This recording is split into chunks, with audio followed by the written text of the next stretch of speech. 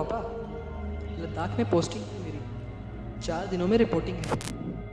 आखिर आज वो दिन आ ही गया जिसका हर सिपाही को इंतजार होता। आ रही है भारत चीन विवाद से जुड़ी Stakeholder in modern power dynamics, General Dayal, we will not compromise in front of China. This is not your area. Today, China is feeling the heat in outside China. You get that? Rezang La में posting हुई है। परसों का देश सेवा करने का सपना आखिर सच होने जा रहा है। अपना और शिबू का ख्याल रखना।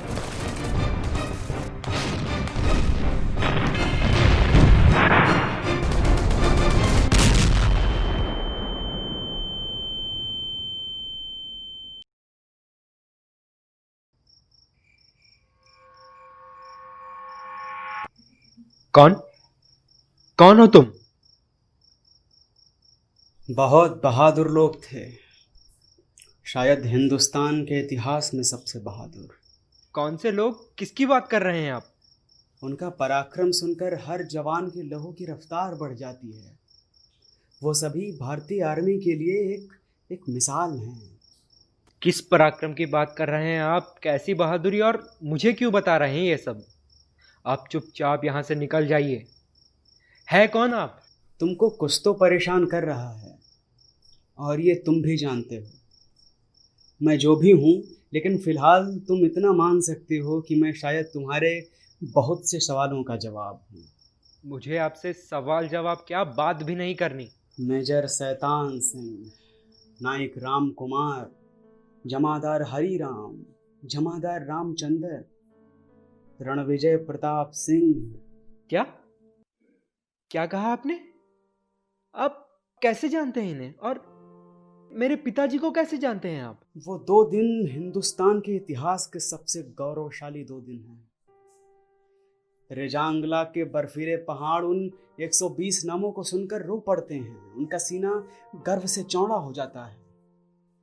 और तुम्हारे पिताजी रणविजय प्रताप सिंह एक बहुत ही वीर योद्धा थे, जिन्होंने अपनी जान की परवाह न करते हुए मातृभूमि की रक्षा की। आप मिले थे मेरे पिताजी से? क्या कभी उन्होंने मेरे बारे में जिक्र किया था? मैं उनसे मिला हूं।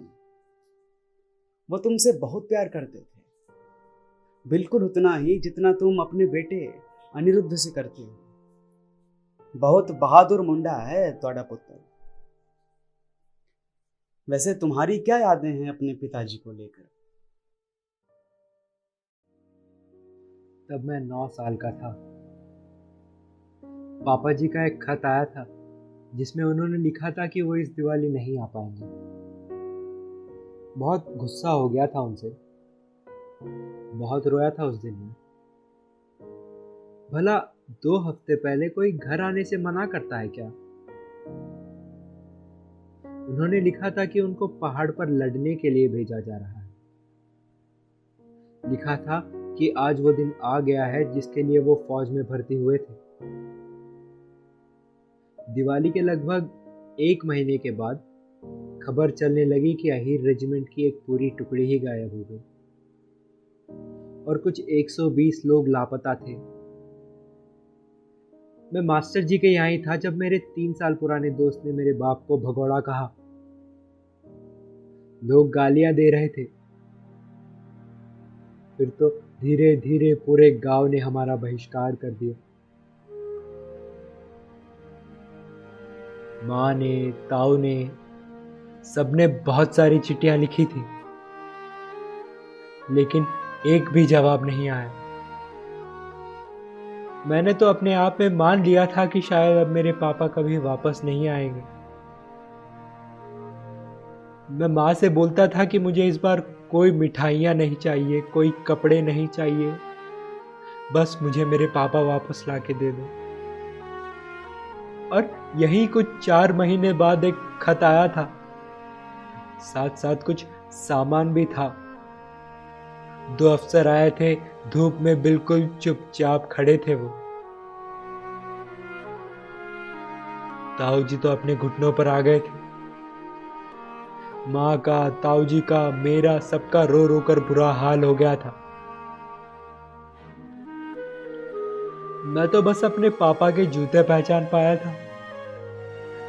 खून के धब्बों से लथपथ हो रहे थे उनके जूते।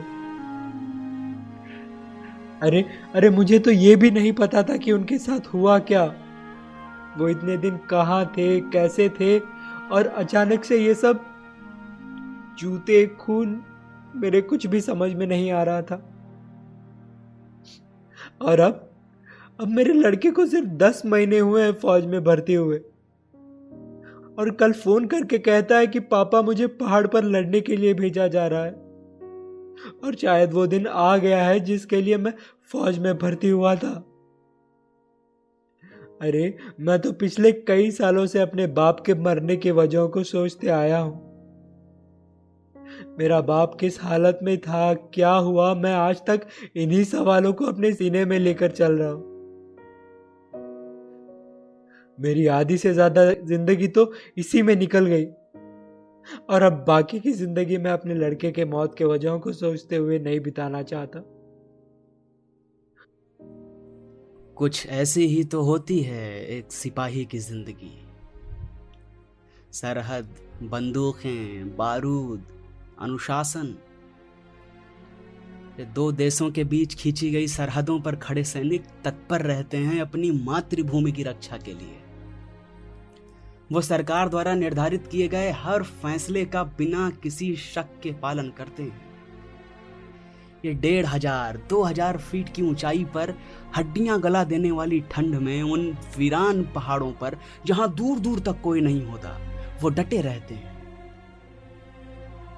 मौसम खराब होने की वजह से कई बार फूड सप्लाई नहीं है या फिर मेडिकल सप्लाई नहीं है, वो इस चीज की कोई फिक्र नहीं करते। शिवपाल जी, कभी कभी ठंड बहुत बढ़ जाने के कारण उंगलियां इस कदर जम जाती हैं कि उन्हें काट कर फेंकने के अलावा और कोई रास्ता ही नहीं रहता। लेकिन फिर भी वो जांबाज डटे रहते हैं एक ढाल बनकर। वतन पर आने वाली हर मुसीबत पर कहर बनकर टूट पड़ते हैं।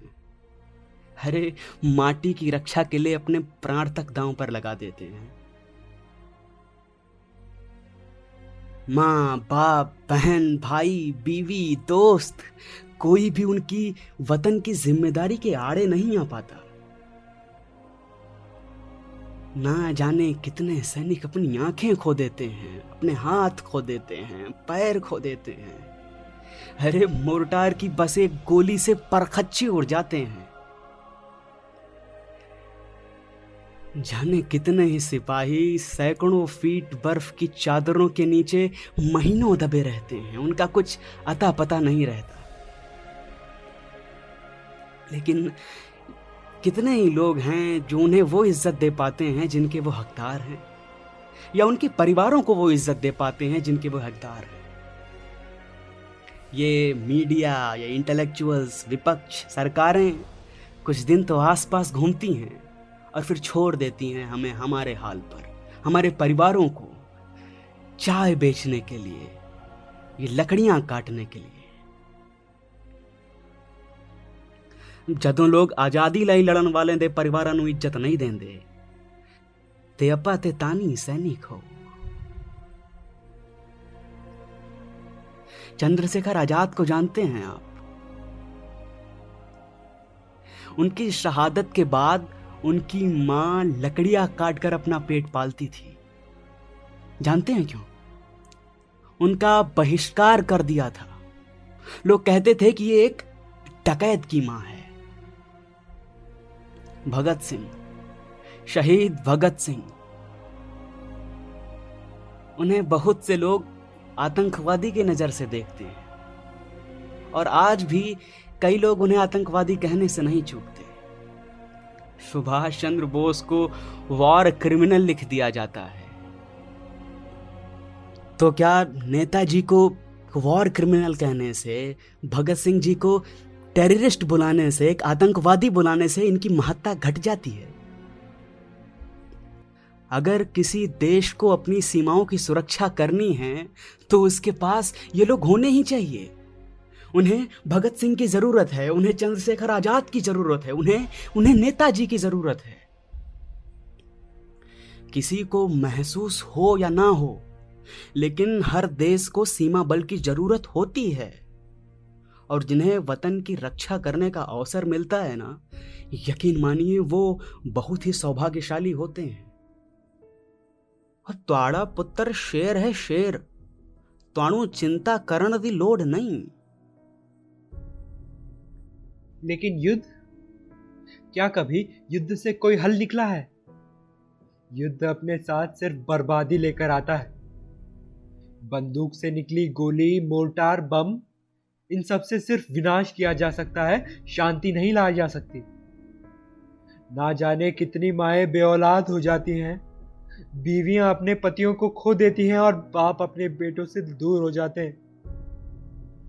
ये सब जानते हुए भी मैं अपने बच्चे को मौत के मुंह में जाते हुए कैसे देख सकता हूं? आपको क्या लगता है कि 62 में चीनी सेना ने हमें ऐसे ही हरा दिया था?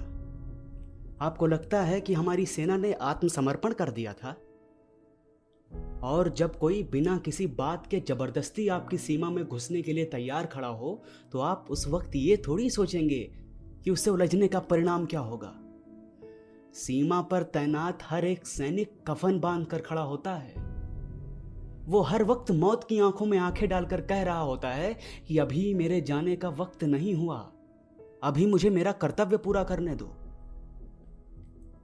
आप एक वीर योद्धा के पिता होकर, एक वीर के बाप होकर मौत से घबराते हैं? क्या रणविजय प्रताप सिंह के बेटे को लगता है कि उसके पिता की कुर्बानी के कोई मायने नहीं है? मेरा वो मतलब बिल्कुल भी नहीं था। मैं तो बस ये कह रहा था कि चीन जैसे मान लेते हैं कि 62 में हम युद्ध हार गए, लेकिन क्या वो हार इतनी बड़ी थी जिसे आज तक आप अपने दिमाग से नहीं हटा पाए? क्या आपको पता है कि हमारे वीर कितनी बहादुरी से लड़े थे? उन विपरीत परिस्थितियों में भी चीनी सेना का डटकर कैसे मुकाबला किया था, आपको पता है उनके बारे में? क्या आपके पास इन सवालों के जवाब हैं? और क्या आप मुझे 62 के युद्ध और मेरे पिताजी के बारे में कुछ बता सकते हैं? शिवपाल जी, मैंने कहा था ना कि मैं आपके बहुत से सवालों का जवाब दूं। बेशक मैं आपको 1962 के युद्ध के बारे में बता सकता हूं, आपके पिता के बारे में बता सकता हूं, और मैं इन्हीं कुछ दुविधाओं को दूर करने आया हूं। दरअसल चीन ने लगभग हर तरफ से भारत पर हमला बोल दिया था। चीन की सेना संख्या में बेशक बड़ी थी, लेकिन ऐसा नहीं था कि भारत के सैनिक ऐसी परिस्थितियों के लिए तैयार नहीं थे। 6 नवंबर 1962 को 1/8 गोरखा राइफल्स की जगह चार्ली कंपनी ने रजांगला में कमान संभाल ली थी। सेना का नेतृत्व कर रहे थे मेजर शैतान सिंह। हाड़ कपा देने वाली उस चुशूल घाटी में 16,000 फीट की ऊंचाई पर पोस्ट पर पहुंचते ही हर एक सैनिक काम पर लग गया। -30 डिग्री सेल्सियस तापमान में गर्मी वाले कपड़े पहनकर हरियाणा और राजस्थान के अहिर रेजिमेंट का हर एक सैनिक भारत मां की जय बोलकर युद्ध की परिस्थितियों से निपटने के लिए तैयार होने लगा। 120 जवानों को 40-40 करके 3 प्लाटून्स में बांट दिया गया। प्लाटून 7, प्लाटून 8 और प्लाटून 9। प्लाटून 9 कंपनी हेडक्वार्टर के पास ही तैनात थी, जिसे जमादार रामचंद्र जी संभाल रहे थे। तुम्हारे पिताजी भी इसी प्लाटून में थे। मोर्टार सेक्शन की जिम्मेदारी नाइक राम कुमार यादव जी की थी, जो कि कंपनी हेडक्वार्टर से लगभग 150 यार्ड दूर थे। 18 नवंबर को एकदम सुबह लगभग 3:30 बजे 8वीं प्लाटून के second in command Naik Hukumchand ने बड़ी संख्या में कुछ लोगों को पोस्ट की तरफ बढ़ते हुए देखा। ऊपर से रोशनी की गई तो पता चला कि बहुत भारी संख्या में चीनी सैनिक हथियारों के पूरे जखीरे के साथ आगे बढ़ते चले आ रहे हैं। अब रोशनी की वजह से प्लाटून 7 और 9 ने भी चीनी सैनिकों को देख लिया। सबने अपनी अपनी जगह संभाल ली। मेजर साहब ने कहा कि जैसे ही चीनी सैनिक हमारी फायरिंग रेंज में आते हैं, हम उन पर फायर खोल देंगे। और हुआ भी यही। जैसे ही चीनी सैनिक रेंज में आए, तीनों प्लाटून्स की लाइट मशीन गन्स ने एक साथ फायर खोल दिया, और जो चीनी सेना पहाड़ों पर बढ़ने की कोशिश कर रही थी, उसे एक बार को तो मैदान पर ढकेल दिया गया। लेकिन हम वहीं मात खा जाते हैं ना। द्वितीय विश्व युद्ध की बंदूकें, जिनमें हर फायर के बाद फिर से कारतूस डालना पड़ता है, वो इतनी भी असरदार साबित नहीं हो रही थी। चीनी सैनिकों की एक रणनीति है कि वो एक पंक्ति के मारे जाने पर दूसरी पंक्ति उसका स्थान ले लेती है। वो इसी रणनीति के साथ मोर्टार दागते हुए, मीडियम आर्टिलरी मशीन गन्स दागते हुए पोस्ट की ओर बढ़े चले आ रहे थे। भारतीय सेना के पास गोला बारूद खत्म होने लगा। हमला इतना तेज था कि गोलाबारी में रेडियो तारें तक कट गई, जिसके कारण सहायता मांगना भी लगभग नामुमकिन सा ही हो गया था। पूरी कंपनी आइसोलेट हो गई। चीनी सैनिक धीरे धीरे बंकरों तक बढ़ आए थे। अब गोला बारूद की मार हाथापाई पर आ गई थी। हमारे जवान फिर भी छोरों से चीनी सैनिकों को मार रहे थे। हाथापाई के दौरान ही नायक हुकुमचंद जी ने कई चीनी सैनिकों को मौत के घाट उतार दिया, लेकिन तभी एक सनसनाती हुई गोली उनकी खोपड़ी को चीर कर निकल गई। चीनी खेमे को जब लगा कि उनके कई सैनिक मारे जा चुके हैं, तब उन्होंने मीडियम मशीन गन से गोलियां बरसाना शुरू कर दिया। हाथापाई में उलझे सिपाहियों ने जब गोलियों को अपनी प्लाटून्स की तरफ आते देखा, तो नाइक गुलाब सिंह और लांस नाइक सिंह राम बंदूक पर अपनी पोजीशन लेने के लिए दौड़े, लेकिन कुछ ही कदमों में गोलियों से भून डाले गए और मातृभूमि के लिए कुर्बान हो गए। बाकी के प्लाटून 7 के सैनिक अपने कमांडर जमादार सुरजाराम के साथ वीरगति को प्राप्त हुए। मेजर शैतान सिंह जी को एहसास हुआ कि बस कुछ ही देर में, लगभग 8 या 9 मिनट में भारत के बहुत सारे सैनिक मारे जा चुके हैं और किसी से मदद की भी कोई उम्मीद नहीं है। अब ऐसी परिस्थिति में कमांडर चाहे तो पोस्ट छोड़कर पीछे हट सकता है, लेकिन उदयपुर के उस वीर जवान ने एक कदम भी पीछे नहीं हटाया। जमादार रामचंद्र, जो कि प्लाटून 9 संभाल रहे थे, जो कि पूरी कंपनी के सेकंड इन कमांड थे, उन्होंने भी कहा कि साहब जी, विड्रॉ करने की तो कती ना सोचियो, एक भी अहिर कहाँ नहीं मानेगा। फिर तो मेजर साहब ने ऐलान ही कर दिया कि आज 13वीं कुमायूनी सेना एक भी कदम पीछे नहीं हटेगी। हम अंतिम जवान तक, अंतिम गोली तक, खून के अंतिम कतरे तक मैदान में डटे रहेंगे। फिर तो भारतीय सेना भारत माता की जय बोलकर चीनियों पर काल बनकर टूट पड़ी। चीनी सैनिक भेड़ों बकरियों की तरह पहाड़ से लुढ़क लुढ़क कर नीचे गिर रहे थे। 8वीं प्लाटून अभी भी डटी हुई थी। प्लाटून कमांडर जमादार हरिराम सैनिकों का हौसला बढ़ा रहे थे। तभी मशीन गन का एक पूरा बर्स्ट लगा और वो वीरगति को प्राप्त हुए। सिपाही धर्मपाल सिंह जी, जो कि घायल सैनिकों की देखभाल कर रहे थे, वो एक घायल सैनिक के पास पट्टी और इंजेक्शन लेकर आगे बढ़ने ही वाले थे कि एक गोली उनकी सिर को चीरती हुई निकल गई। जब उनका पार्थिव शरीर मिला तो उनके एक हाथ में पट्टी और एक हाथ में इंजेक्शन था। देखते ही देखते 8वीं प्लाटून के लगभग हर सैनिक शहीद हो गए। अब चीनी सेना कंपनी हेडक्वार्टर की तरफ बढ़ चली थी, जिसे अब मेजर साहब संभाल रहे थे। तुम्हारे पिताजी, उस वीर योद्धा ने करीब 6 चीनी सैनिकों को एक एक करके मौत के घाट उतार दिया। चीनी सैनिक थोड़ा पास से हमले कर रहे थे और आपके पिताजी गोलियां लेने बस मुड़े ही थे कि मशीन गन का एक पूरा बर्स्ट लगा और वो नीचे खाई में गिर गए। जैसे ही चीनी सेना हेडक्वार्टर के नजदीक आई तो नाइक राम कुमार ने 3 इंच मोर्टार दागने शुरू कर दिए। इसके बाद उन्हें ताबड़तोड़ 8 गोलियां लगीं और हैंड ग्रेनेड के एक पूरे बर्स्ट ने उनकी नाक उनके शरीर से अलग कर दी। उन्हें चीनी सिपाहियों ने युद्धबंदी बना लिया। इसके बावजूद चीनी सेना को चकमा देकर राम कुमार जी 19 नवंबर को बटालियन हेडक्वार्टर पहुंचे। मेजर साहब को मशीन गन का एक पूरा बर्स्ट पेट में लगा। उनकी हथेलियां बाहर आ गईं। 19 नवंबर को चीनी सेना ने भारी कैजुअलिटी के कारण सीज फायर घोषित कर दिया। घायल मेजर साहब को सीने से लगाकर जमादार रामचंद्र 8 किलोमीटर चलकर बटालियन हेडक्वार्टर पहुंचे। तब तक मेजर साहब मां भारती की रक्षा करते हुए अपनी आंखें हमेशा के लिए मूंद चुके थे। 120 सैनिकों में से 114 लोग मारे गए थे, लेकिन वो पोस्ट छोड़कर पीछे नहीं हटे। और ये तो सिर्फ 62 की बात है, वो भी केवल एक छोटे से दर्रे की। ऐसी न जाने कितनी ही कहानियां हैं 1962 के युद्ध में। लेकिन जब भी कभी 1962 के युद्ध की बात आती है तो रेजांगला को भुलाया नहीं जा सकता। आज रेजांगला के उन वीर सैनिकों की वजह से ही लद्दाख और लद्दाख के आसपास के न जाने कितने क्षेत्र भारत के हिस्से हैं। अगर उस दिन उन वीर सैनिकों ने अपनी कुर्बानी ना दी होती, वो पोस्ट पर डटे नहीं होते, तो आज हम भारत के मस्तक कहे जाने वाले उस स्वर्ग को खो चुके होते। इस जंग की जरूरत ही क्या थी कि हम शांति से मसले नहीं सुलझा सकते थे? शिवपाल जी, अब दो लोगों के बीच कोई भी मसला शांति से तब तक नहीं हल हो सकता जब तक दोनों का सामर्थ्य बराबर ना हो। जब तक किसी एक को लगता रहता है कि दूसरा मुझसे कमजोर है, तब तक बात शांति पर खत्म नहीं हो जाती। यहां भी कुछ ऐसे ही हुआ। आजादी के बाद सब कुछ सही चल रहा था। चीन में 1950 में नई सरकार बनी थी। भारत भी अभी कुछ साल पहले ही अंग्रेजों की गुलामी से आजाद हुआ था। भारत धीरे धीरे अपने पैरों पर खड़ा होने की कोशिश कर रहा था। भारत और चीन में कोई विवाद भी नहीं था, क्योंकि भारत और चीन की सीमाएं बस कश्मीर में एक छोटे से हिस्से में मिलती थी।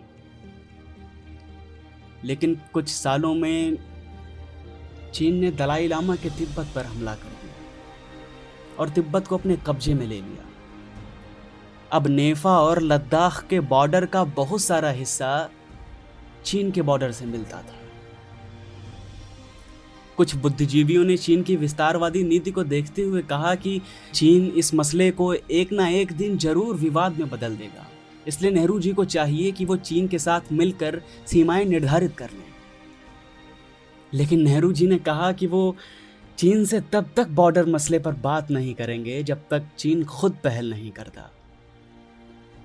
इस बात पर नेहरू जी के मंत्रिमंडल में बहुत लोगों ने असहमति जताई।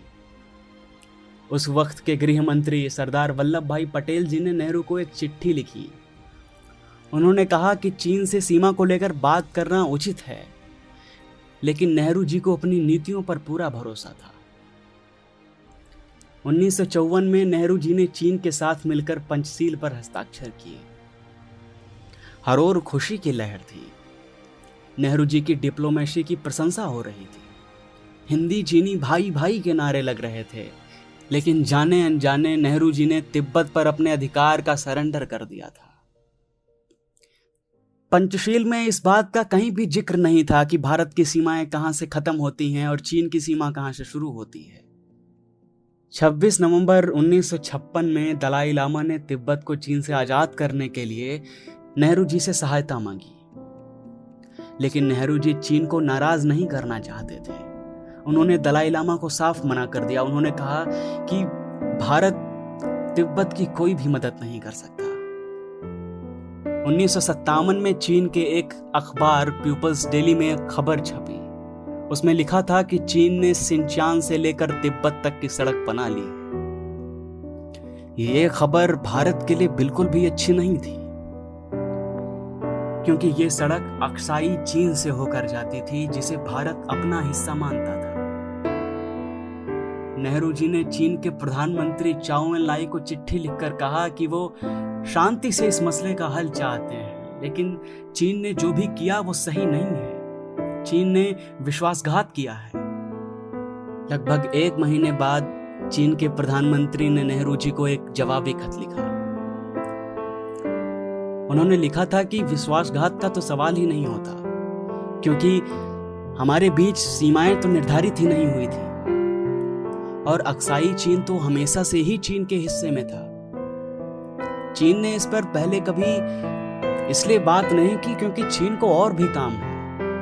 चीन इन छुटपुट विवादों में नहीं पड़ना चाहता। इसी बीच तिब्बत में चीन के खिलाफ बगावत छेड़ दी गई। दलाई लामा को डर था कि उन्हें बंदी बना लिया जाएगा, इसलिए वो भागकर भारत आ गए और भारत ने उन्हें लगभग शरण भी दे दी। नेहरू जी खुद उनसे मिलने मसूरी गए थे। ये बात चीन को बिल्कुल रास नहीं आई। पॉलिटिक्स बढ़ने लगी और नेहरू जी उस पॉलिटिक्स के चलते कमजोर होने लगे। आलोचनाएं होने लगी और उन आलोचनाओं को रोकने के लिए नेहरू जी ने पार्लियामेंट में एक व्हाइट पेपर पेश किया। नेहरू जी ऐसा सोचते थे कि ऐसा करने से शायद विवाद कुछ कम हो जाएगा, लेकिन इससे विवाद और बढ़ गया। दरअसल नेहरू फॉरवर्ड पॉलिसी अपनाना चाहते थे। मतलब अभी नेफा की सीमाओं पर असम राइफल्स थी और लद्दाख में सीआरपीएफ, लेकिन नेहरू इन दोनों सीमाओं पर आर्मी तैनात करना चाहते थे। फॉरवर्ड पॉलिसी के लागू होने से पहले ही चाओ एन लाई ने एक प्रस्ताव रखा। उन्होंने कहा कि चीन अक्साई चीन छोड़कर तो पीछे नहीं जा सकता, लेकिन वो नेफा के तवांग इलाके को छोड़कर मैकमोहन लाइन से 20 किलोमीटर दूर चले जाएंगे। लेकिन नेहरू जी को लगता था कि अगर उन्होंने 1 इंच भी हिस्सा चीन को दिया तो वो प्रधानमंत्री नहीं रह पाएंगे। और आखिरकार नेहरू जी ने उस प्रस्ताव को अस्वीकार कर दिया। सन 1960 के अप्रैल महीने में खबर आई कि चाओ एन लाई भारत का दौरा करेंगे। इससे नेहरू का बहुत विरोध हुआ। सबने कहा कि हमें चीन को 1 इंच जमीन भी नहीं देनी चाहिए। और आखिरकार हुआ भी यही। चाओ एन लाई भारत में 1 हफ्ते रहे। करीब 20 घंटे बातचीत करने के बाद भी कोई हल नहीं निकला। बॉर्डर पर अब भी छुटपुट झड़पें होती रहती थी। 1962 तक आते आते झड़पें इतनी बढ़ गई थी कि लग रहा था कि वो अब या तब एक युद्ध का शक्ल ले ही लेंगी।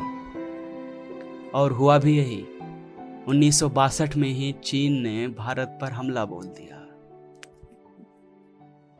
लोग तो बताते थे कि जंग 1 महीने लड़ी गई थी, लेकिन आप तो सिर्फ 2 ही दिन की बात बता रहे हैं। क्या कहीं और भी लड़ाई हो रही थी? बिल्कुल। चीन ने उन सभी जगहों पर मोर्चा खोल दिया था जहां जहां भारत के साथ उसकी सीमाएं मिलती थी। रेजांगला तो बस एक छोटा सा हिस्सा था लद्दाख का। अभी तक फॉरवर्ड पॉलिसी जमीनी तौर पर लागू भी नहीं हो पाई थी। काम चल ही रहा था। इसी बीच 19 से 20 अक्टूबर को चीनी सेना ने युद्ध का लगभग पूरा मन बना लिया था। 20 अक्टूबर की सुबह करीब 4:30 बजे जब जवान स्टैंड 2 के लिए बंकरों से बाहर आए तो पहला शेल बंकर के बाहर आकर गिरा। चीनी सेना ने हमला बोल दिया था। चीनी सेना ने इतनी ताकत के साथ हमला किया था कि भारत को संभलने तक का मौका नहीं मिला। वैसे भी भारतीय सेना को इस अप्रत्याशित हमले का कोई अंदाजा नहीं था। अब चीन ने नेफा के ही तरफ से पहला हमला बोला था और सच कहें तो भारतीय सेना इतने भीषण हमले के लिए बिल्कुल भी तैयार नहीं थी। चीनी सेना काल की तरह मैकमोहन लाइन के अंदर बढ़ी चली आ रही थी। 22 अक्टूबर यानी कि युद्ध शुरू होने के 2 दिन बाद नेहरू जी ने भारत को संबोधित किया। भारतीय जवान उन परिस्थितियों में भी अपनी जान की परवाह किए बिना हजारों फीट की ऊंचाई पर डटे हुए थे। लेकिन जब आपके पास ढंग की बंदूकें ना हो तो आप युद्ध में कुछ भी नहीं कर सकते। आप उस समय बिना दांत के शेर रहते हैं और बिना दांत के शेर और गाय में कोई बहुत फर्क नहीं होता। आप सिर्फ डरा सकते हैं, कोई नुकसान नहीं पहुंचा सकते। नेहरू जी भी डरे हुए थे। पूरा देश डरा हुआ था। भारतीय सेना के हथियार बहुत मजबूत नहीं थे और उसके कारण बहुत वीर सैनिक होने के बावजूद भी चीनी सेना अरुणाचल प्रदेश और लद्दाख दोनों से बढ़ी चली आ रही थी। चीन की सेना मारती काटती असम की तरफ आ रही थी। असम में तो मानो हाहाकार मचा हुआ था। डर का अंदाजा आप इस बात से लगा सकते हैं कि तेजपुर में स्टेट बैंक ऑफ इंडिया के मैनेजर ने लाखों रुपए के नोट चला दिए और सिक्कों को बोरी में भरकर तालाब में डलवा दिया। तेजपुर पूरा का पूरा शहर एक रात में खाली कर दिया गया। सबको यही लग रहा था कि बहुत ही जल्द चीन असम पर अपना कब्जा जमा लेगा। हर एक फैसला गलत साबित हो रहा था। हर एक कदम पर भारत को मुंह की खानी पड़ रही थी। हालात बद से बदतर होते जा रहे थे। और इसी बीच भारत ने नेहरू जी का वो भाषण सुना जिसने लोगों के डर को और भी पक्का कर दिया। अब तो ये लग रहा था कि चीन का कब्जा सिर्फ असम पर ही नहीं बल्कि पूरे नॉर्थ ईस्ट में होगा। चीनी सेना टैंकों से बम बरसाए जा रही थी। लड़ाई के शुरुआती दिनों में ही पता चल गया था कि भारत ज्यादा दिन तक चीन का सामना नहीं कर पाएगा। देखते ही देखते उत्तर पश्चिमी क्षेत्र यानी कि चुशूल में रेजांगला, पूर्व में नेफा के तवांग से लेकर बॉम्डिला तक चीनी सेना ने अपना परचम लहरा दिया था। भारतीय फौज तितर बितर हो गई। युद्ध के 30वें दिन नेहरू जी के भाषण ने यह साफ कर दिया कि हम जंग हार गए थे। नेहरू जी ने कहा कि हम आगे भी लड़ते रहेंगे, कई दिनों तक, कई महीनों तक, और अगर जरूरत पड़ी तो कई सालों तक। लेकिन चीन ने हमें इसका कोई मौका ही नहीं दिया। 20 नवंबर की रात को चीन में भारतीय एम्बेसडर को वहां के प्रधानमंत्री चाओ एन लाई ने बुलाया और सीज फायर की घोषणा कर दी। उन्होंने कहा कि 1 हफ्ते बाद चीनी सेना मैकमोहन लाइन से 20 किलोमीटर वापस चले जाएंगे।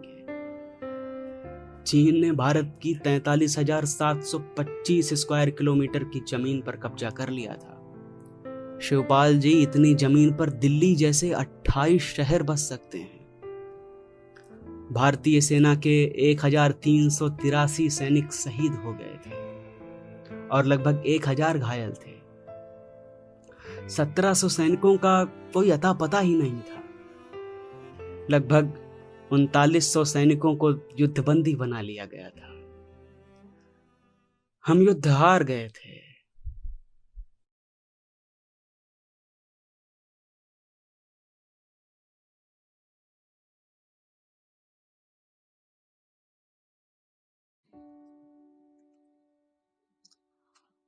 हार के बाद हार के मूल्यांकन की बहुत ज़रूरत होती है ताकि आप अपनी कमियों को दूर कर सके।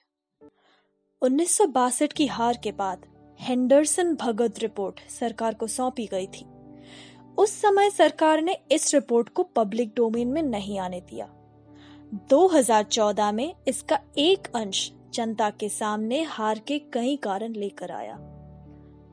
हार और जीत का कोई तय मापदंड नहीं होता। हार और जीत शाश्वत नहीं है। कहते हैं ना कि इतिहास अपने आप को दोहराता है, समय का पहिया निरंतर चलता रहता है। परिवर्तन के शाश्वत नियम के साथ इतिहास एक बार फिर आंखों के सामने होता है। 5 साल बाद भाग्यवश चीन और भारत एक बार फिर आमने सामने आए। इस बार भारत ने अपनी जीत इतिहास के पन्नों में स्वर्णिम अक्षरों में अंकित कर दी। अगर आप भी भारत के 1962 में हारने के कारणों को जानना चाहते हैं और 1967 में भारत के अद्भुत जीत की प्रतिभागी बनना चाहते हैं और ये जानना चाहते हैं कि शिवपाल जी को ये सब कौन बता रहा है, तो बने रहिए हमारे साथ अगले एपिसोड में। जल्द ही मिलते हैं। जय हिंद, जय भारत।